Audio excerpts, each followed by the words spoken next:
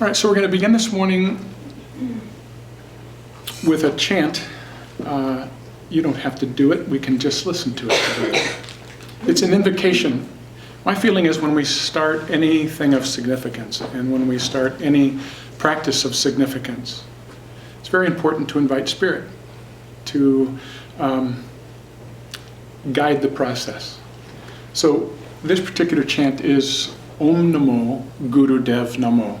Those of you that hang out with me much know that I love to start things with this particular chant. Om Namo Guru Dev Namo. Guru Dev is the divine guru.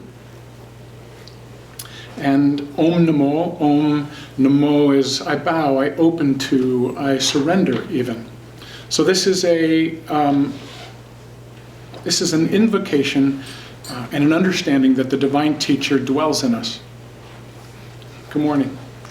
And that we can tune into that within ourselves. The divine teacher in all beings, in animals, in insects, in trees and plants, everything in creation enjoys connection with this teacher if we learn how to tune in. So this mantra is a tuning in practice, where you'll be able to use the mantra to kind of get settled and get quiet, drop in your heart space. And as you listen to the mantra, I mostly invite you to kind of like create your own intention to allow the divine teacher to guide you in this process, so that everything that takes place during this day might be exactly as you need it to be for your healing and for your awakening. Om Namo Guru Dev Namo.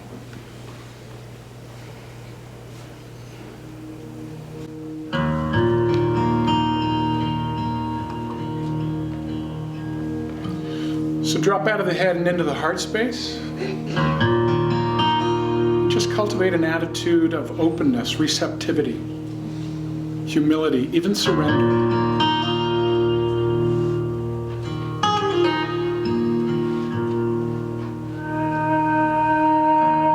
So that whatever happens during this practice this morning will be for your highest good.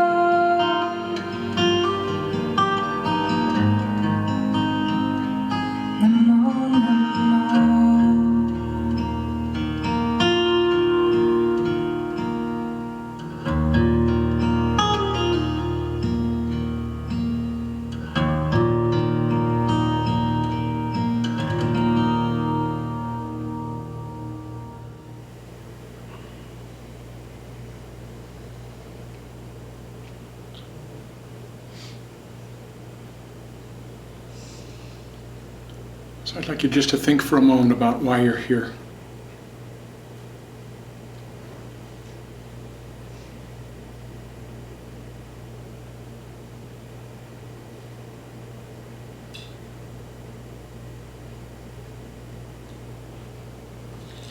About what it was, what you read, what impressions you received that caused you to show up here this morning, what your expectations are,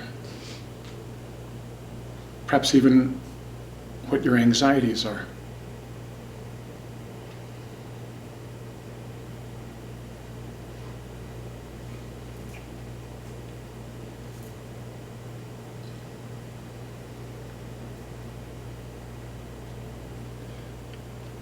There's an awareness of something, isn't there? Something inside that you know needs to be looked at. Needs to be seen, needs to be felt through.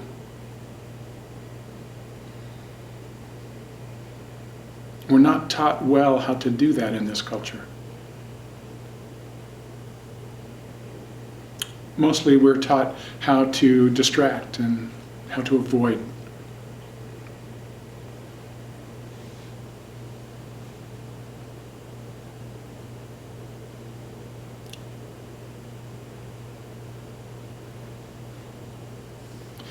So think for a moment about, and you can open your eyes if you choose to, or keep them closed if you choose to. During this section, we're going to talk a little bit about what we're going to do. I'd like you to think about, if you had children, I'd like you to think about one of those children when they were about 4. If you didn't have children, I want you to think about a niece or a nephew or a friend, or just imagine yourself hanging out, babysitting for a 4-year-old child. Boy or girl, it doesn't matter. And they're just precious as can be, you know? So imagine that in your mind, and you're in the kitchen cooking dinner. Kraft macaroni and cheese. If it was me, I remember that was my signature dish when I was raising my children, Kraft macaroni and cheese. So stir in the noodles, and you hear a crash out in the patio, and a little scream and a cry, and the child comes in, and they were roller skating out on the patio, and they fell and scraped their knee. And they're coming in to you. What do they want from you? What? Comfort, love. And how do you give that to them? By just continuing to stir your macaroni, right? That's all you do. So here's what you won't do, at least on your best day, because as a parent probably did all of these, but on your best day, what you're not going to do is just ignore the child, right? And just keep stirring the macaroni. It's a very important dish, you know. It could go badly very quickly. So you just keep stirring. Well, the other thing you don't do is turn and kind of shame the child and say, oh, grow up, for crying out loud. I had scrapes the size of your whole body when I was your age. What's wrong with you? You're not going to shame the child, right? You're not going to blame the child. You're not going to take them to the patio and say, look, I told you to clean up the mess here before you roller skate. This is your own fault, actually. You're not going to do that either, right? But how many of us actually use one of those 3 methods to deal with our own emotional pain? We ignore it, we shame ourselves, we blame ourselves. Do you understand what I'm saying?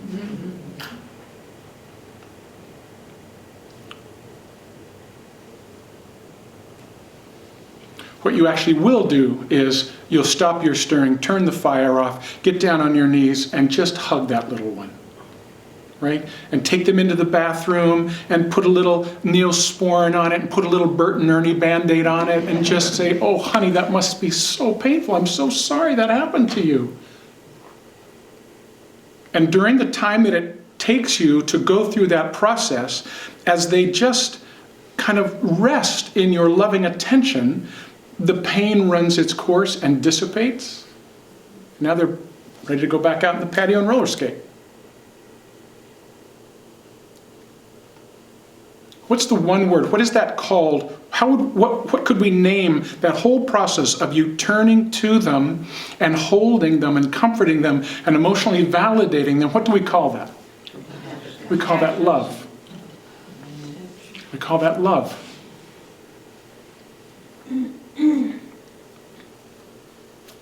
Now I have an interesting observation. I've been sitting with people in my practice for 30 years.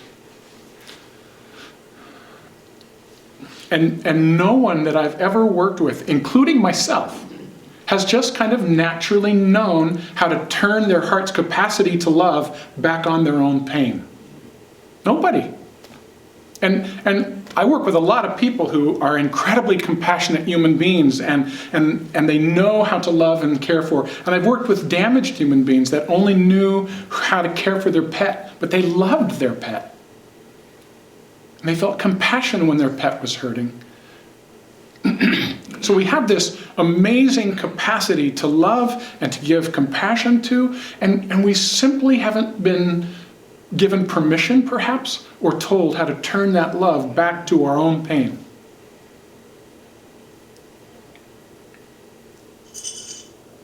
So here's today's practice or process in a single phrase. If you just don't hear anything else the rest of the day, just please go home with this.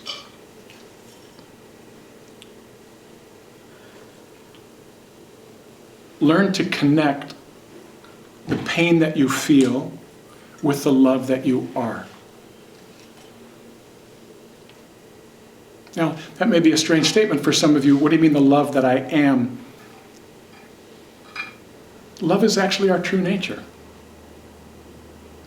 Now, it's kind of hard to see when we look at our lives sometimes. Certainly it's hard to see when we look at the condition of the world. There are many, many, many, many, many, many layers of conditioning, of karma, of ego that blocks the full expression of love in our lives. Many of you know I love the illustration of the overhead projector. You know, the light that shines brilliantly, painted glass where you put transparencies over it, and then it's caught by a lens and projected onto the screen. And once in a while I bring an overhead projector in, and I do it in here because I love the metaphor, so I bought one through eBay. They're easy to get nowadays. They're very available. There's not too many people that are using them anymore.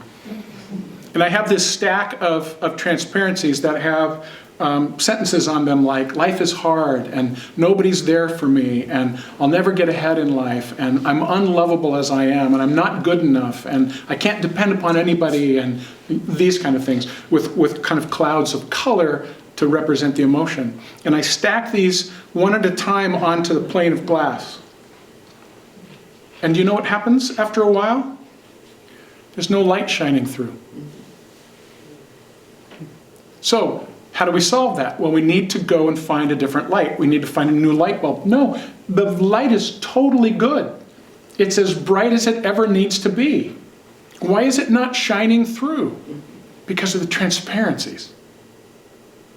Because of the stories that we tell to and about ourselves, and the emotions that we can't face, things that have happened to us that we blame ourselves for or shame ourselves for, or things that we've done to others, the emotion of which gets stuck in the system.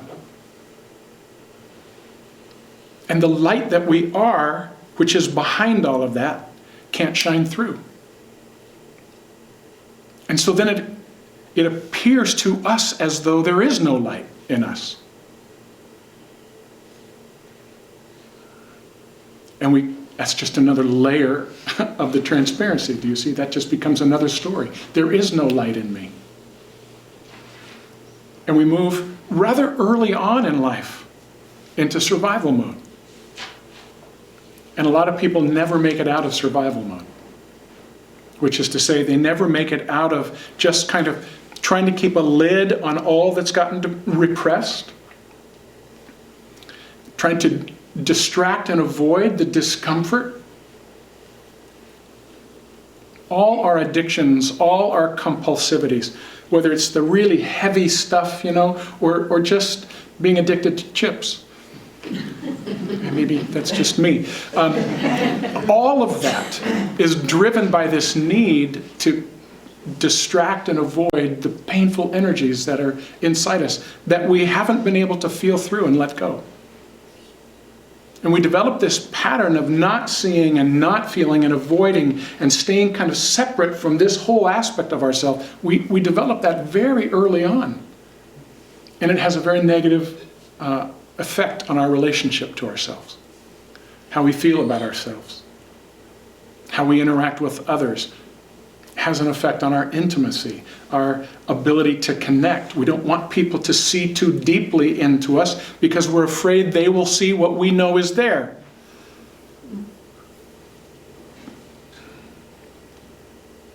Is any of this sounding kind of familiar in any way? Can you understand what we're saying here? That's my book. What's that? I said that's my book. It's your book.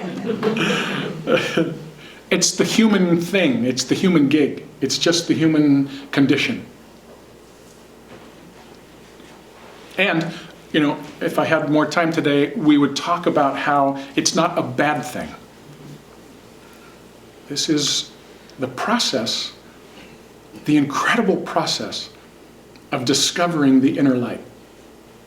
And at first the process begins with us not feeling like we have any. And then a willingness, a capacity to turn and go within. Why don't we go searching for the inner light? Everybody in this room has been told in some way, shape, or form that the inner light is within, or the kingdom of heaven is within you, as Jesus would say. Why don't we go looking for it? As soon as we turn our attention within, we encounter our shadow. We encounter all of that. The shadow is just a name that we give in psychology to all this repressed material that is kind of accumulated along the way. It's called the shadow. Why is it called the shadow? Because we've turned the light of our awareness away from it. And so it's in the dark.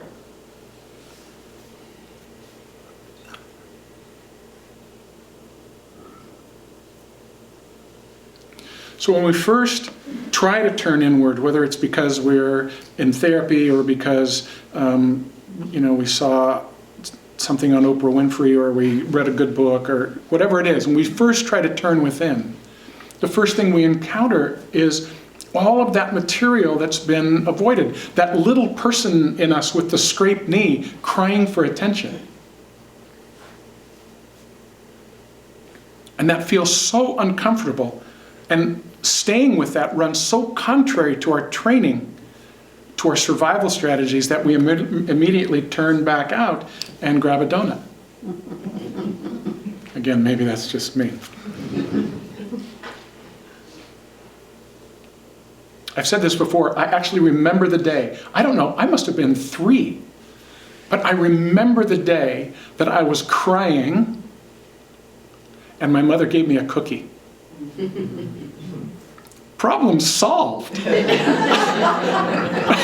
It's just problem solved. So we learn it really early on, how to avoid our pain, how to avoid our brokenness, our woundedness, our fear, our guilt, our shame, our abandonment, our feelings of rejection, our feelings of not good enoughness. These are painful, painful mind states. But here's the thing that I'm hoping you'll take away today. They are only mind states. They are not inherent to your nature. They do not define your being. They're just mind states. Now, when I say just, I don't mean they're easy to work with. I'm saying they're not who and what you are. An emotional energy is an energy that comes up in the system and is meant to be experienced to add juice to whatever is going on in our life at that moment and to pass through and to empty out. That's the design of it. Emotion makes life juicy. You understand what I'm saying? Emotion is like when you go to a movie, emotion is the soundtrack.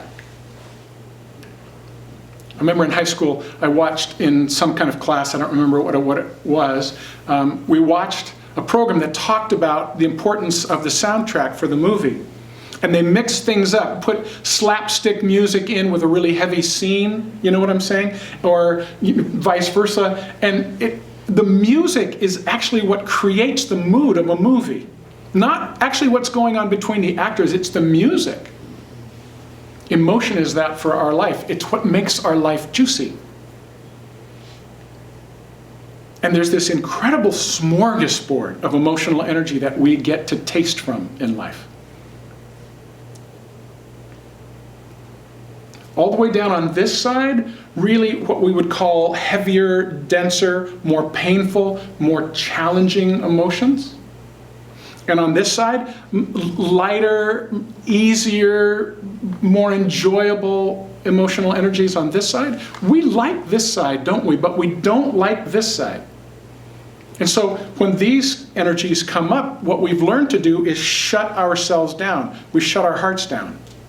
I like to think that the heart has an aperture on it like a camera lens where the plates slide open and closed. You've seen one of those? And early on in our lives, when things get intense, we learn to shut that aperture down, right? To minimize the intensity of the experience. Well, it's actually great that we have the capacity to do that.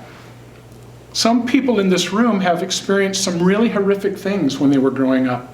Some really horrific things, even recently in the campfire. And it's vitally important for our survival that we know how to shut that thing down so that we can maintain enough of our conscious awareness to do what we need to do to survive. It's very important that we have the capacity to do that. The problem is it kind of gets stuck as our default setting, so that we don't know how to open it back up. We're afraid of opening it back up, of what we might feel, of what we might unleash if we opened it back up. So most of us live our life with the aperture of our heart kind of shut down, and we wonder why life doesn't feel very fulfilling. It's because we're not experiencing most of it. The heart is meant to experience every aspect of life in its fullness. And ideally, the emotion comes up, it adds to the juiciness of that moment, and then the emotion dissipates. And now we're ready for the next experience. But with trauma, the intensity of the experience is too great. We can't carry it all at once. So we take a chunk of it best we can and deal with it in the moment, and the rest we shove inside of ourselves to deal with at a later date. And that's totally appropriate to get through a trauma. When you're driving through the flames, as my 89-year-old mother did, and you don't know whether you're going to live or die, it's totally fine that you shut things down and you just stay as conscious as you can to get out. When you're a little girl or a little boy living in a war zone called family, it's totally okay for you to keep the aperture of your heart shut down and to just do what you have to do to survive that day. But to live long term like that doesn't work.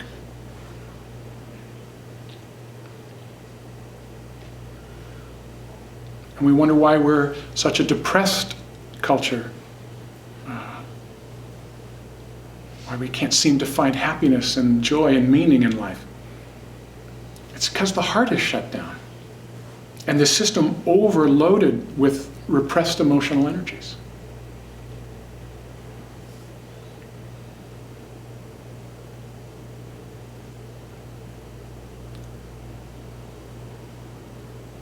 So when your physical system gets overloaded and you go to a healthcare practitioner, what do they tell you to do?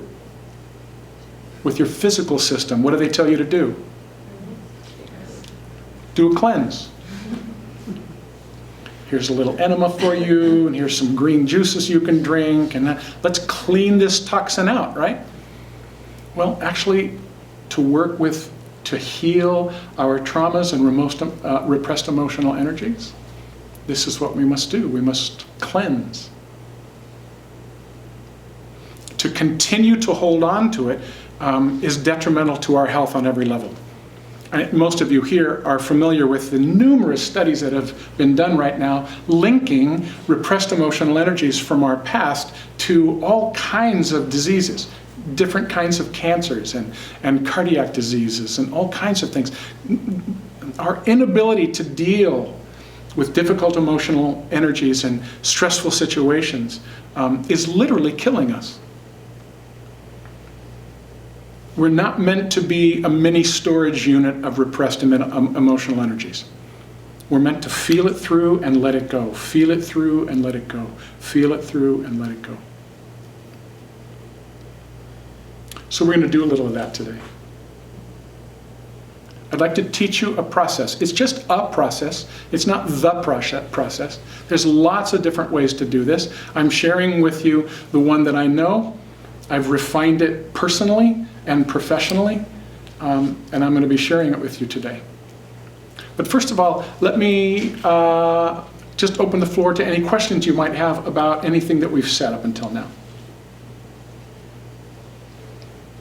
Anybody? Questions? Comments? It's that clear, huh? It just leaves no question in your mind.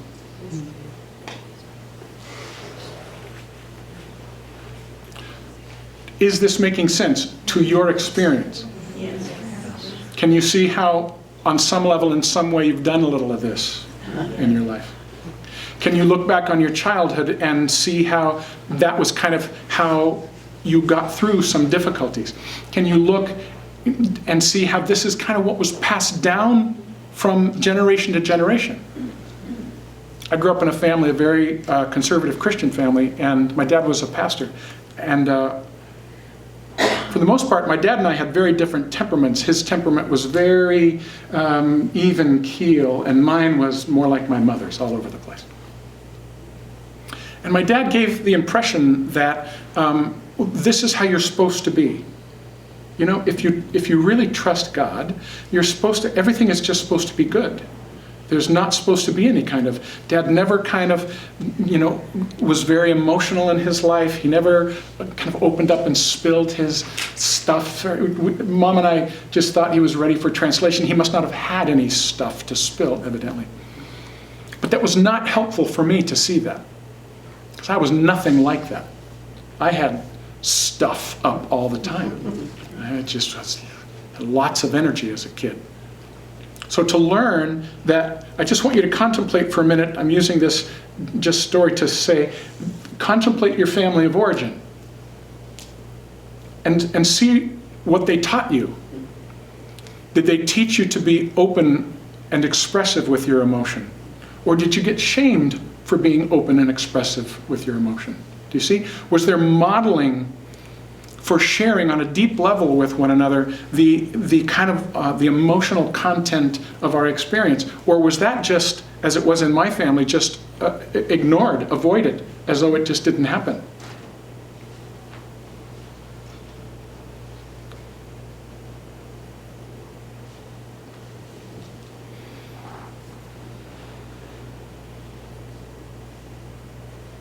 So it takes courage to begin to change this pattern in your life.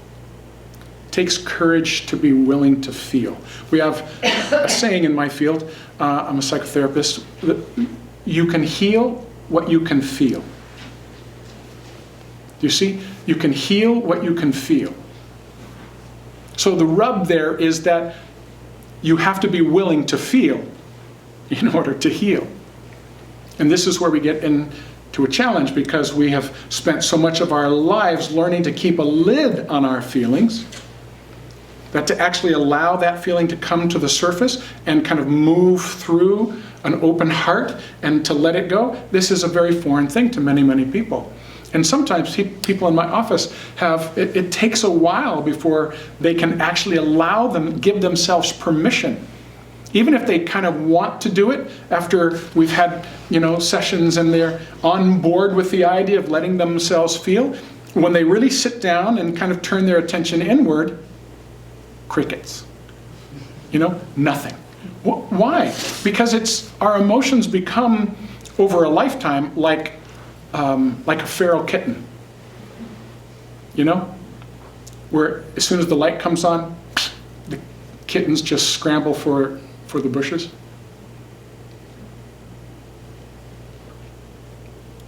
So I'm going to tell you how to tame a feral kitten. And I learned this from one of my great teachers, who's sitting right here, my wife. We were pulling out of the driveway one day to go on vacation. And as we were pulling away, she said, Scott, look, under the bushes was this just little baby kitten. And she is the kind of animal rescuer of all times. And so she got out of the car and went not running, toward the cat to try to, to pick it up, see what was wrong. And it took off. And we spent the next hour looking for it, trying to get it out from under the house. So we decided to go on our vacation. When we came back 3 days later, there was the kitten under the bush. So she got out again and just went real slowly, and it was gone. So that evening, she got a little saucer of milk and went and sat on the patio of our front yard and just talked out loud. And the kitten peeked around the corner of the house, wouldn't come any closer. And that was it. She was out there for probably 20 minutes, took her little saucer, came back in. The next night, she went back out with a little saucer of milk, and the kitten looked around the corner, and that was as far as it went. Night 3, night 4. By night 5, the kitten had come onto the patio a little farther. And Jeanette would just talk to it soothingly and play in the milk with her fingers. And I was looking out the window and I could see the conflict in this kitten. It wanted so badly to be loved and to be fed, and yet its fears just kept it from doing so. The fear overcame its need to come close and to be loved. But it wasn't too long after that the kitten got closer and closer until it was actually licking out of the milk out of the little saucer. And at that point, Jeanette scooped it up and took it inside. Turned it over to our daughter, Jenny, who loved that kitten.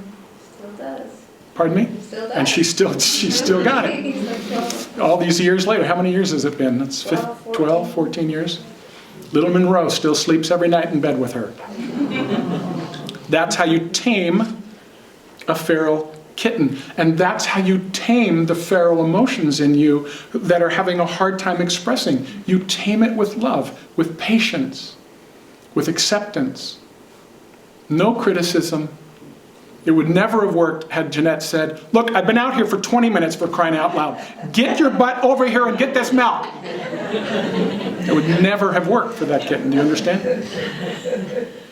So the problem is, some of us have that modeling in our head. We can hear our mother's tone of voice speak to us in that kind of way. You understand what I'm saying? Or our father be critical of us.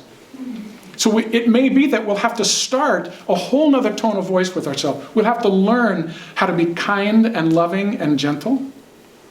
How to turn to the emotions inside of us that are so afraid of coming to the surface, so afraid of being criticized, so afraid of being judged, so afraid of being shamed. So I'm going to share this process with you today, and I invite you to do it as much as you want at home, but I want to just let you know, some of you have been on this journey for a while, and you've been working with a therapist, and you've been trying to allow things to come to the surface. Some of you have not. So you won't all have the same experience today. There's nothing magical about this. This is a process, a practice. I love the name practices because they assume you're going to do them more than once.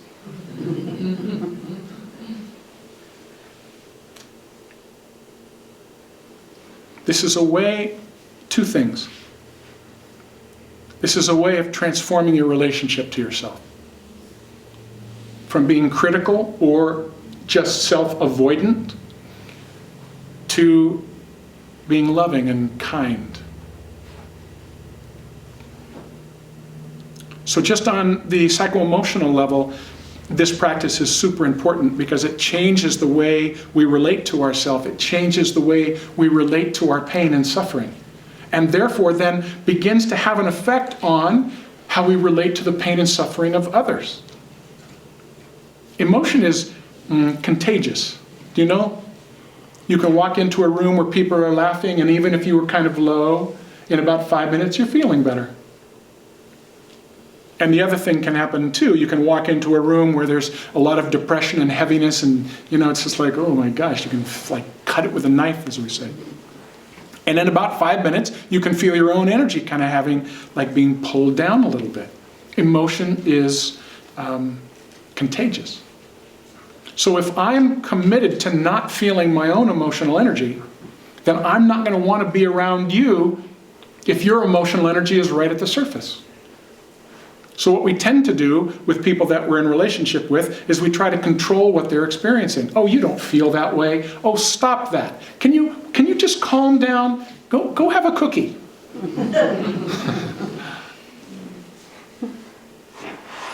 So we become much more compassionate with those around us as we learn how to bring love and compassion to our own pain and suffering. When we can sit with ourselves and allow things to come to the surface and shine the light of loving awareness on them, this not only transforms our relationship to ourselves, but makes us more capable of being with others in a very compassionate way. So that's the first thing. The other very important thing that happens as a result of this practice is that you begin to discover something. And that is that your true nature is love. And this becomes stronger every time you hold the intention to give love to the pain that you're feeling. Now, most of the time we are completely identified with the pain.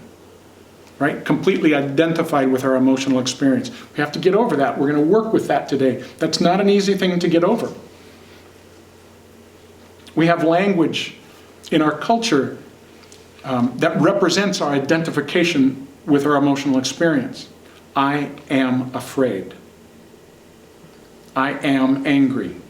I am sad. Do you get what that means? I am. Now, what's a more accurate way to say it? I feel angry. I'm experiencing anger, absolutely. But if I am anger, I'm in trouble. What can I do to change that? It's what I am. The important thing for you to know about the emotion that you may come to encounter this morning as we go through our process is it's just emotional energy. It's not what you are. These are patterns of emotional energy. And if we learn to work with them skillfully, they will come up, express, and release. They will come up, express, and release. Now, the trick is you have to let that happen. So at first, the tendency is it begins to come up, we catch it, push it back down. Do you see that's a different process? We catch it, we push it back down. No. We catch it, we allow it to come up, we feel it through, and let it go.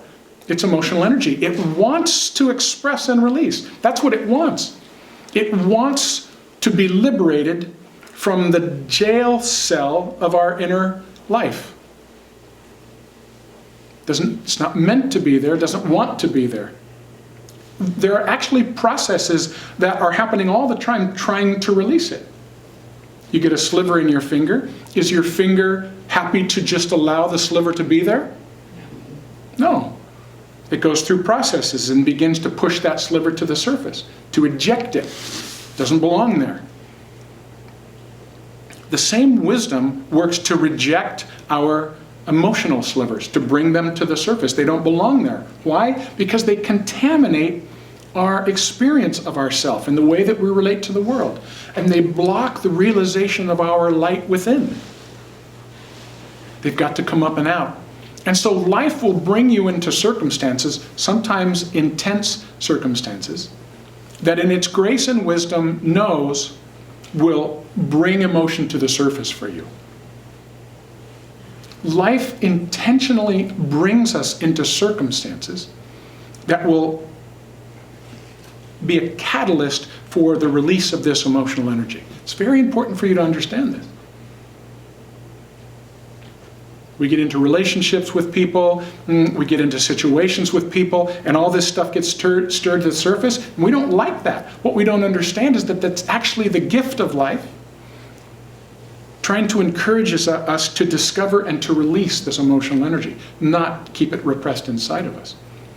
anything in your life that serves the realization that there is this emotional energy inside of you and gives you the opportunity to work skillfully with it and let it go. Any situation in life like that is actually it's for your highest good.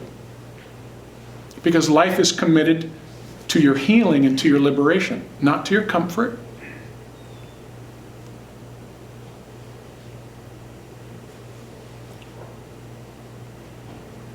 So this process is about finding the courage to look within and to allow to come to the surface the pain that we have not wanted to feel, that we have not been able to feel. And this time, best we can, we keep our heart open. I have a teacher that says, keep your heart open even if you have to use a crowbar. You keep your heart open and you feel the emotion through and let it go. And this is where you have to trust me if you've never experienced this. The emotion actually will pass. My clients will often say to me, Scott, if I open up an emotion, I'll just be overwhelmed by it. It'll just take me over. I'll go in, I'll get sucked in like a black hole. I'll never come out alive. It's a little dramatic. But I tell you, in 30 years of doing this work, I've never seen that happen. Now, I used to work in a psych hospital, and I will tell you who went into the hospital, and those were people who chronically repressed their emotional energy. Those are the people who ended up in the psych hospital. Not people who were working courageously and skillfully to allow this emotion up and release, up and out, up and out. It's very much like having food poisoning. That's kind of gross, I'm sorry. Right? Up and out. I can get by your reaction, you kind of relate to this. Up and out. And in that situation, you got no choice. Here, you do have a choice, but if you do not choose to allow the emotion to come up and out, it will stay inside of you and operate as a toxin in your life, and it will find a way to express, even if it has to be through crisis or some physical disease.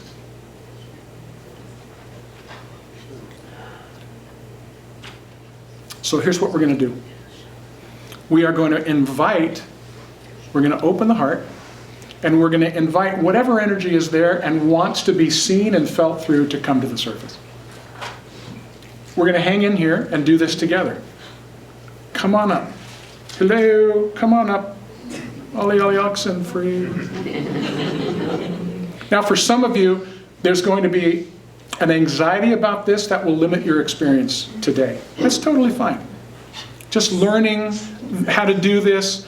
Yeah, there are Kleenexes around, and I'm not sharing. there's an outside chance that some of you may need it. Now, I am not saying in order to get something out of today, you have got to cry. I'm not saying that. Crying, however, is a wonderful way to express emotional energy, and if tears come, I invite you to let them go. It could be that anger comes up for you, right? It could be that something else comes up, like a paralyzing fear comes up in you. I promise you that whatever emotion comes up, you will not stay in that. I'm going to move you through the process. I promise you, you won't stay in it.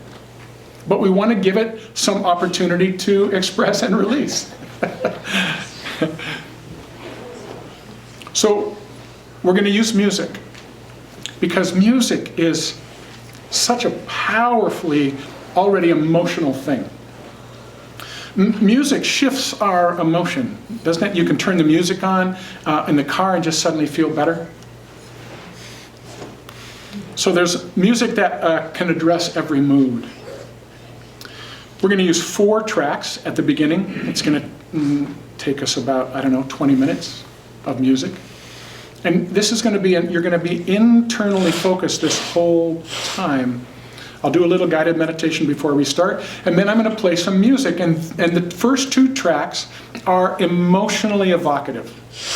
They are meant to coax to the surface whatever fear, whatever sadness, whatever despair, whatever repression you have in you. They're meant to bring this to the surface. Now, again, this is why I've spent almost an hour kind of prepping you for this. For the emotion to come up, there's going to be some part of most of you that will say, oh no, oh no, oh no. And what I'm saying to you is, oh no, oh good. Oh good, oh good, oh good. And that's what I invite you to say to yourself. Oh good, oh good, oh God, oh good. Keep the heart open and let the emotional energy express however it does and release. Here's the thing. Let it come up. Let it express. Love it. Let it go. Let it come up. Let it express. Love it. Let it go. Now, the love it is a very important thing for two reasons. One, that's what this pain needs, is the energy of love. That's the great healer. And two, it's very important that you are able to kind of kick into this mode of giving it love, because that will help you to disidentify with and as the pain. The pain isn't what you are. Love is what you are. So as loving awareness, you're going to give love to the pain and then watch the pain go through its process and express and release. Right? Yes, please. Love it like a parent would, or like love the fact that you went through that? No, beautiful, thank you. Well, so both are true, but one is quite advanced. Love it like a parent would. Love it like the little child that's coming to you with a scraped knee. If you're a parent or you have children that you love in your life somewhere, that's the kind of love you want to give this. Ultimately, the love, as we practice this, comes even more from its divine source. All love comes from God. It comes through us.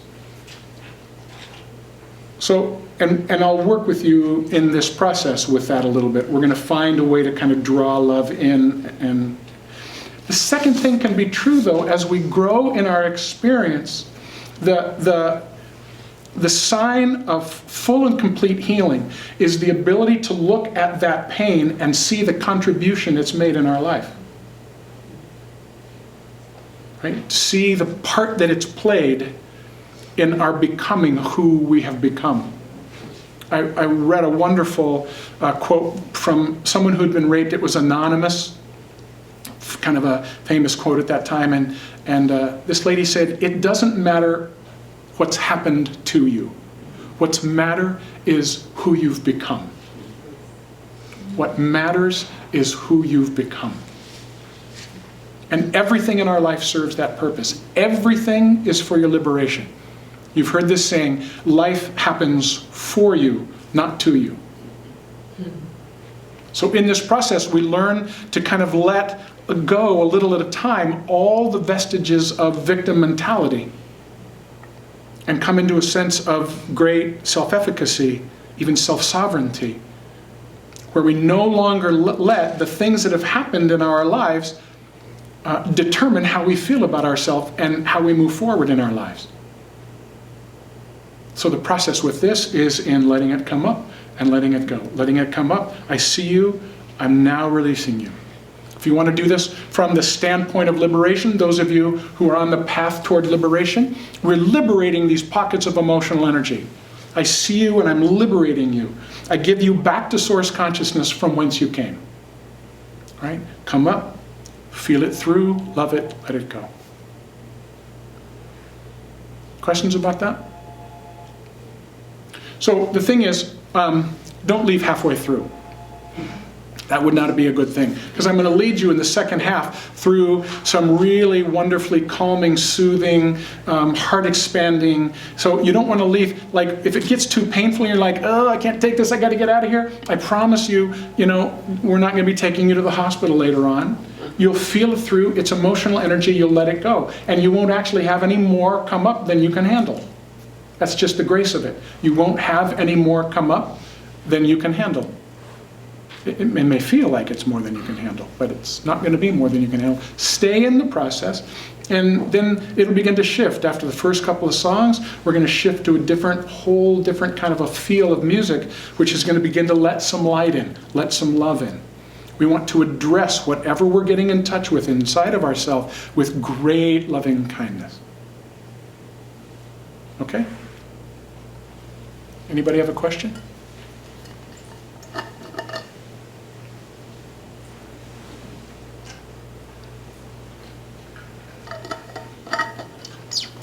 All right, take a nice deep breath, sit up nice and straight.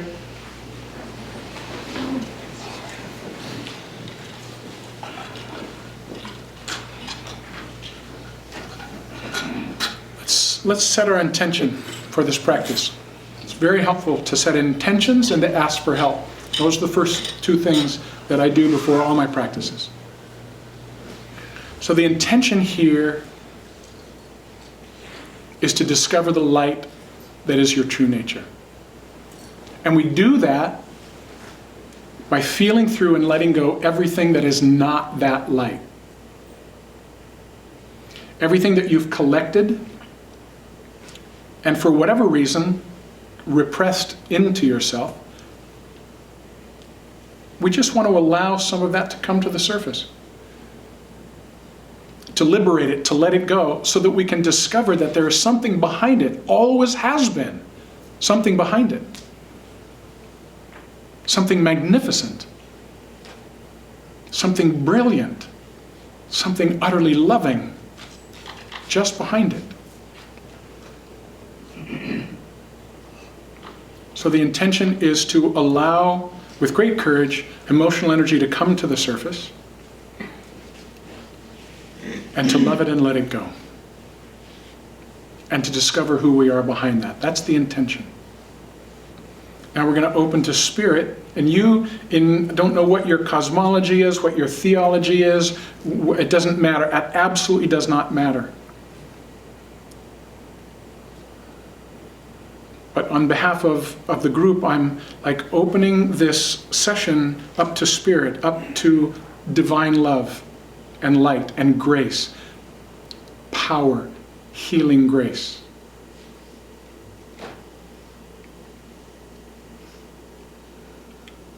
There are some of you who believe that what accompanies you through life is an angel, a guardian angel, and perhaps a spirit guide.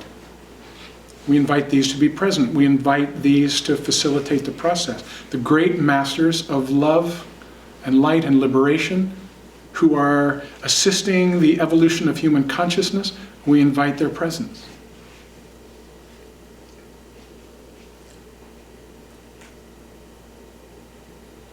We affirm that everything that unfolds from this point on is unfolding for our highest good.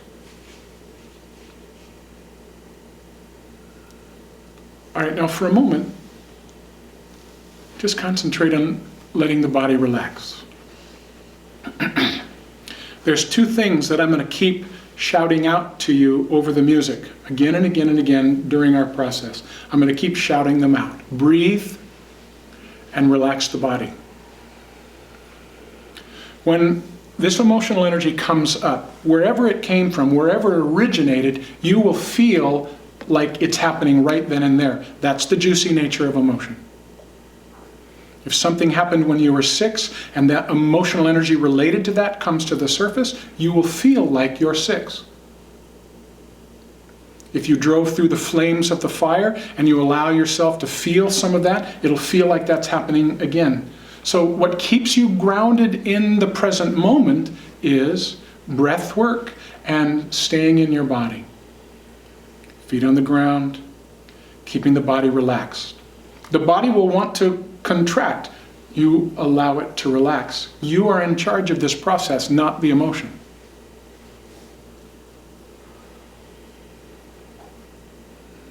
So now, let the breath become a little slower and a little fuller. You might have noticed that the belly was tight just in talking about all this. So relax the belly.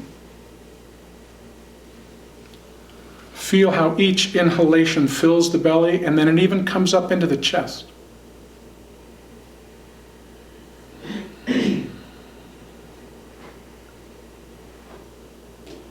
Try to get into a rhythm of about a 4-count breath in and a 4-count breath out.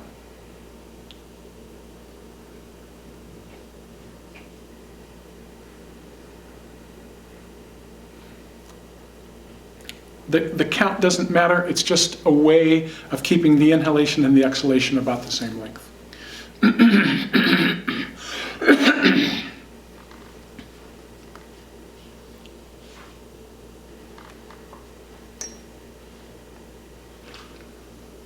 Now I want you to be willing to look inside of yourself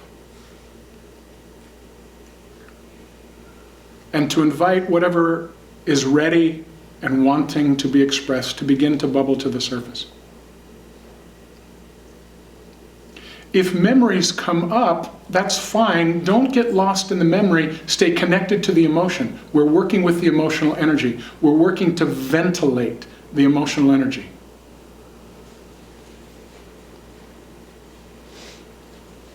So just leave it up to the wisdom of your body-mind, to your own higher self, to bring to the surface what you are going to be given the opportunity to release.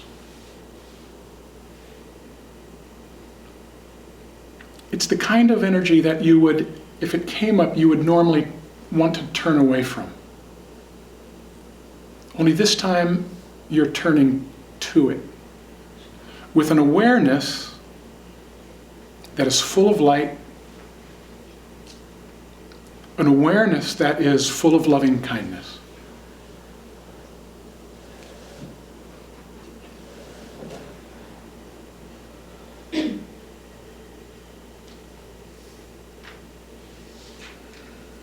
Have a sense of unclenching through the chest.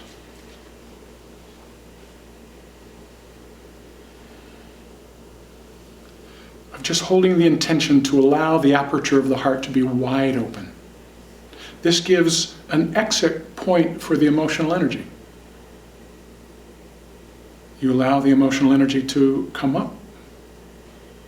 You allow it to express in your experience. That doesn't necessarily have to be an external thing. You let the emotional energy go out at the open heart.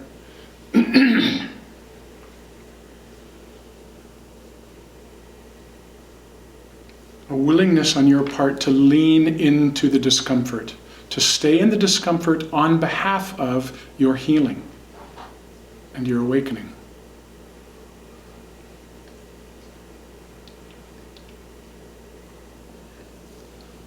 And so then we'll begin to use some music that will facilitate the bringing forth, the letting go of the emotional energy.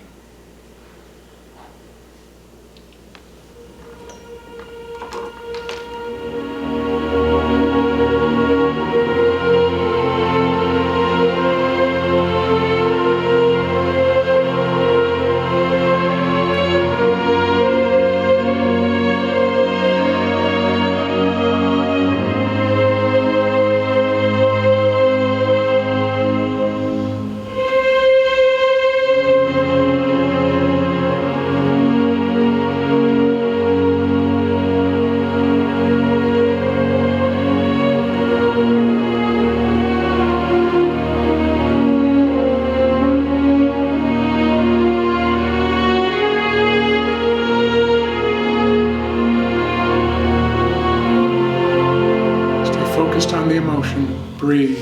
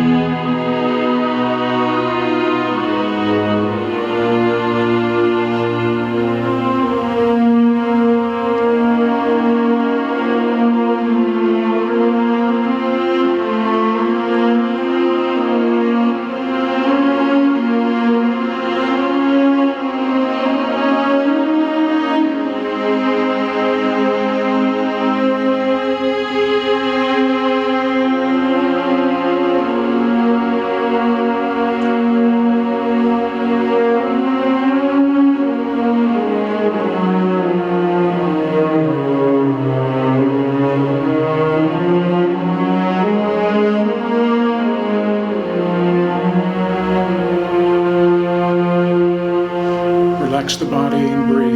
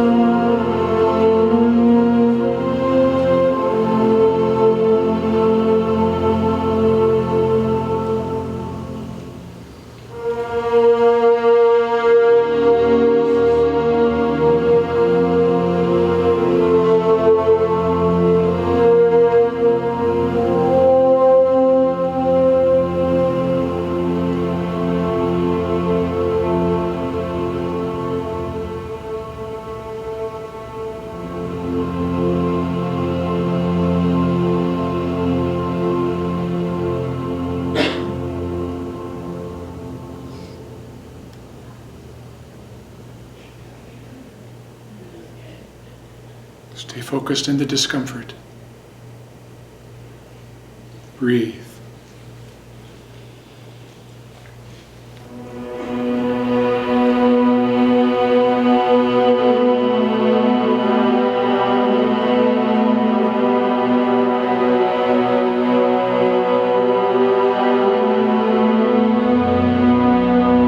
Feel into your heart.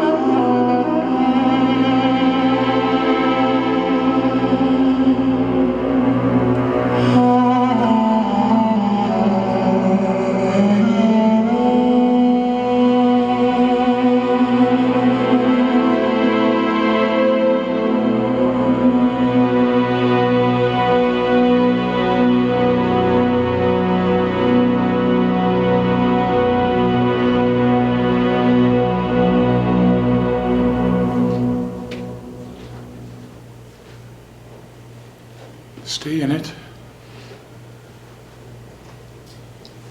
Breathe.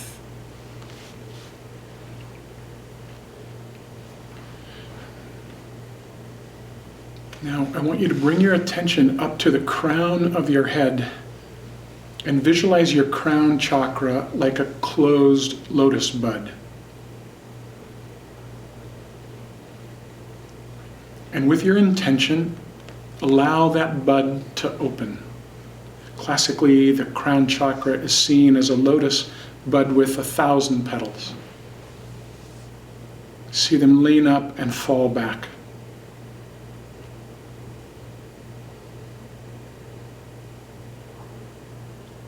When the crown chakra opens, it opens to the spiritual dimension. And so light begins to pour in. I want you to visualize that now. Into the shadow where you have been abiding, where you have been working, where you have been feeling, into the shadow, we allow there to pour divine love and light.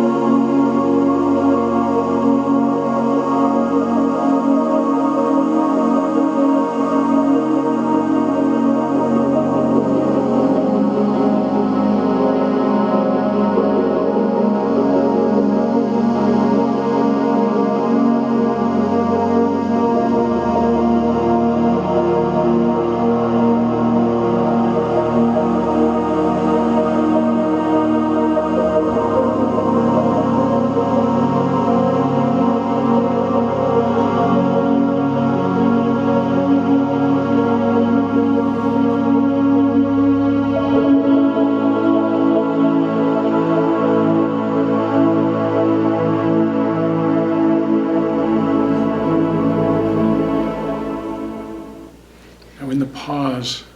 Keep your breathing moving. This time I want you to breathe in through the crown of the head into the heart center. And as you breathe out, let the light flow to everything that you're working with. Let the light flow to your pain, to your sadness, to your fear, to whatever is stirring in you. So you breathe in through the crown, bringing the light of divine love and grace down into the heart center. And then let it radiate with your exhalation. Let it radiate out and infuse all the pain that is in your system.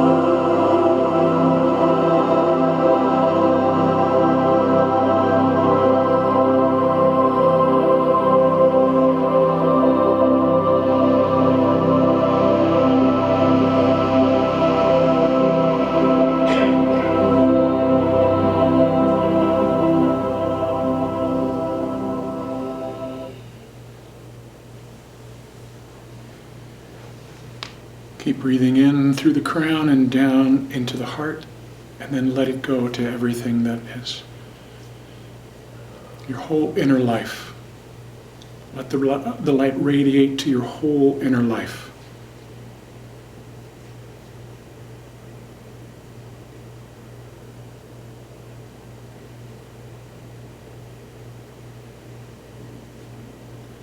Let the light of love that you are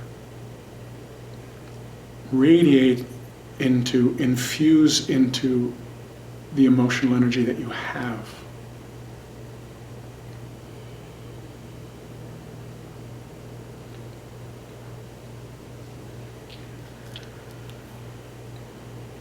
Just for a moment, let yourself feel as though the light is what you are.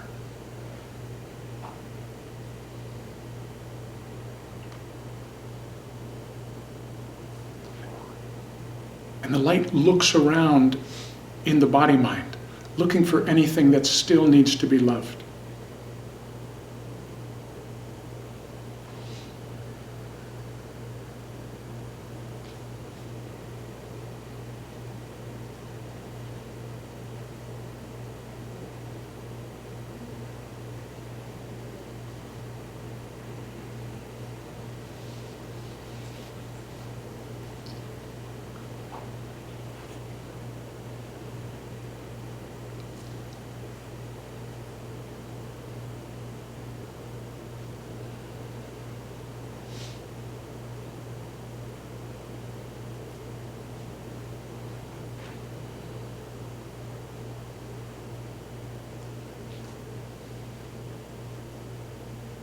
And make a commitment to yourself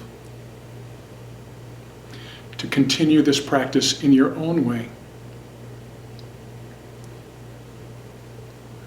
to heal down to the depths of your shadow and to awaken to your true nature, the light of love.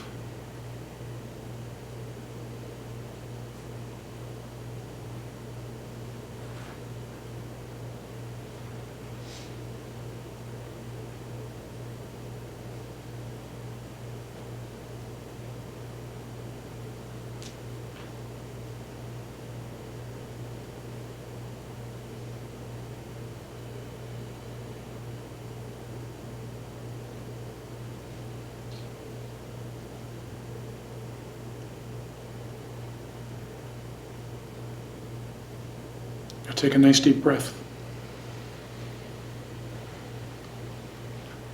Feel the way the body is being supported by the chair. When you're ready, open your eyes. Now, our next step, we have one more phase. It's a very important one. It may stretch a few of you. I want you to scoot together, those of you that are like have chairs apart, because I want you to be able to hold each other's hands. If you're all by yourself, then go find a seat somewhere. If you're next to somebody, slide in. I want you to hold somebody's hand, because I want you to understand we're not doing this alone. We don't do this in isolation.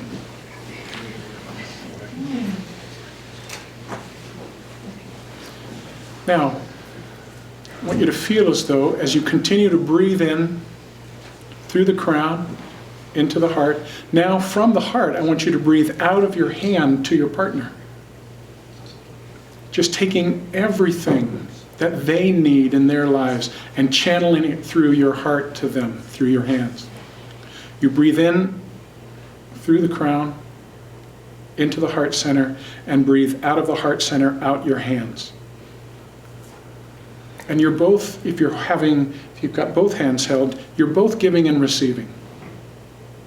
Even if there's just one hand held, you're both giving and receiving.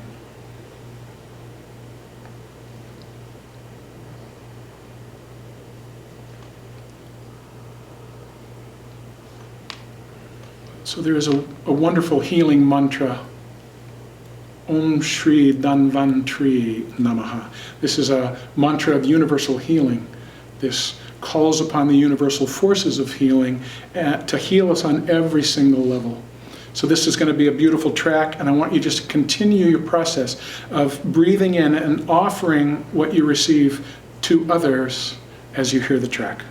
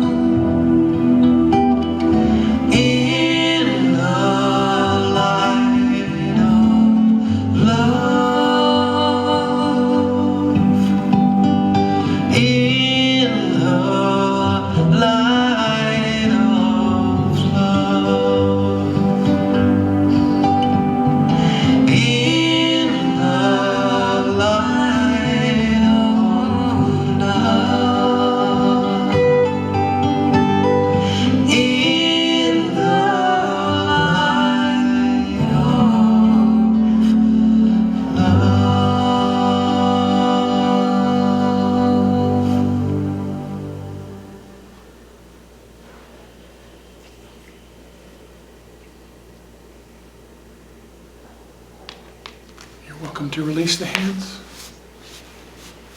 Or to hold them, it doesn't matter.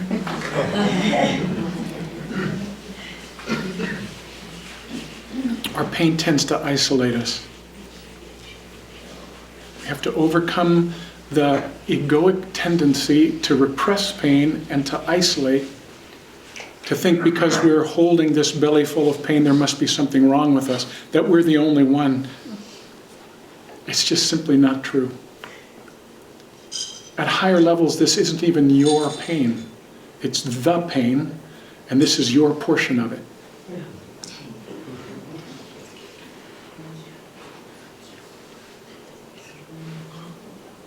So we work to benefit human consciousness by working in our own stuff, because our stuff is connected to the stuff of human consciousness. We are part of that soup. Whatever comes through, it's really helpful to not to try to have to identify it like along with some originating event. Sometimes it's very clear that this pain is related to that event. Sometimes it's not so clear. Because sometimes the pain you're feeling, you've picked up from your partner, or you've picked up from your mother, or you've picked up from your next door neighbor. You've picked up through your ancestry. You've picked up by being at the mall. It's coming through from another lifetime. You see, it's not necessary to identify exactly where the energy is coming from. What's necessary is for you to simply make a commitment. Whatever form of suffering I find in myself, I'm going to attend to it with love. No matter where I find it in myself, no matter where it comes from, when I encounter suffering, I'm going to extend love to it. And you make that your lifestyle. You make that your commitment. And the more you make that your commitment, the more your fear of discomfort falls away. You begin to see this is part of why you're here. This is part of your soul's purpose, is to bring love to human suffering.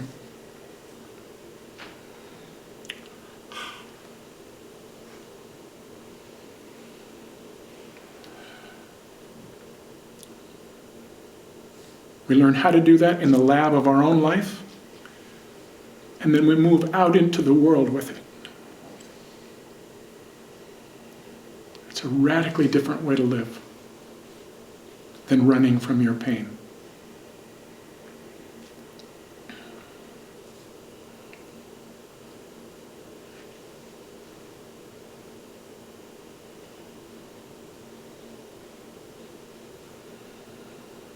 This is courageous work. The path of the heart is not for the faint of heart. But it's transformative work for you and for the people that are connected to you.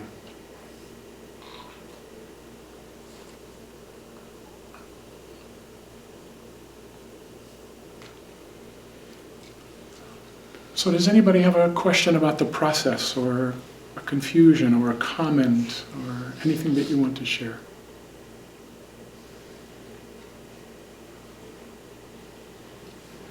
That's just fine. I want to know something, Scott. What's I that? haven't been able to cry. You say you haven't been able to? No, and here it is. At the very beginning, I felt nothing. Yes. And I'm a pretty emotional. I'm Irish, I'm pretty emotional. But in the presence of this, in the presence of love, I can rest. Yep. So if you make a commitment to always bringing nothing but love to everything you find in yourself, it will come to the surface. Oh, that's kind of scary, huh? But it depends on who you're identified with. If you're identified with the darkness of the shadow, then it's scary. If you're identified with the light of love, it's not scary at all. One of my favorite things to say to such a question is, when Jesus would go from village to village, as soon as they found out he showed up, Everybody would run through the village and tell everybody to bring their sick and to bring their blind and to bring their crippled, because the rabbi was here and he heals. So just the presence of the rabbi would like call forth everybody that was hurting, everybody that was sick, everybody that was crippled. When you show up with Christ consciousness, which is the light of love in your heart, out of the woodwork, all of your woundedness will come to be healed.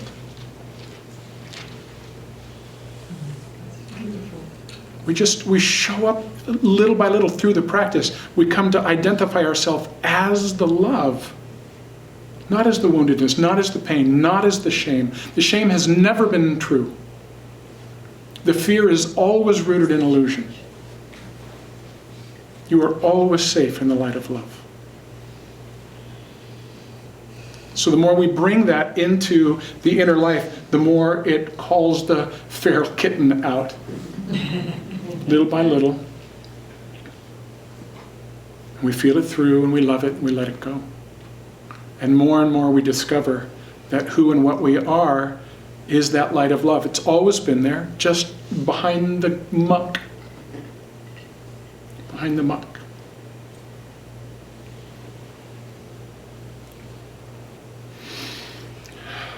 It's been precious to be here with you today. Just for you to come in your vulnerability and to share as you have with an open heart, to let things go, to draw things in. What a precious thing. Thank you so much for coming and sharing this time. Namaste.